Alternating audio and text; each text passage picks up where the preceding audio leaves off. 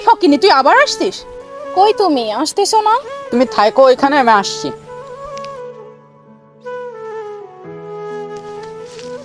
তুমি এখানে আর আমি তোমার তামান পার খুঁজে বেড়াইতেছি। হ্যাঁ বলো, কি বলবা?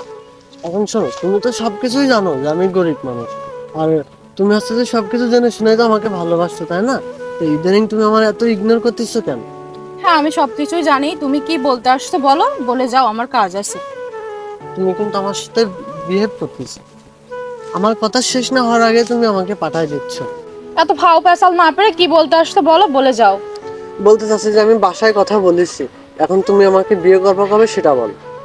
আচ্ছা তুমি এখন যাও, এ বিষয়ে আমি পরে কথা বলবো। ঠিক আছে, আমি আসতেছি। আচ্ছা ঠিক আছে। না, বিষয়টা আজকে আমি দেখেই যাবো, আমার সাথে কেন এরকম করার, কেন আমার দুঃসাই করে হুটোটা করে পাঠিয়ে দিল। দেখে আসেন বিষয়টা কি হচ্ছে আর কেন এমন করতেছে। তুমি আসতে এত লেট করছো? ওই ফকিনিটা এসে যা ঝামেলা করেছে, মাথাটা পুরো গরম হয়ে আছে। না না, সমস্যা নাই তো, আমি তো এখন চলে আসছি। বাহ, ভালো তো। আমাকে পাঠায় দিয়ে তুমি এই যে হ্যান্ডসাম টাকাওয়ালা ছেলে নিয়ে গল্প করতেছো।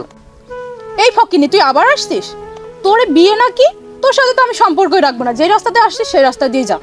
তাহলে এই যে এতদিন তুমি যা করলে সবকিছু কি মিথ্যা ছিল? হ্যাঁ সবকিছুই মিথ্যা ছিল।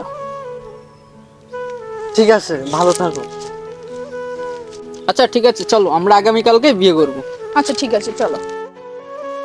নির্দিষ্ট একটা সময় এসে আসলে আপনার পাশে কেউ থাকবে না, দিন শেষে সবাই নিজের স্বার্থের জন্যই ব্যস্ত থাকে।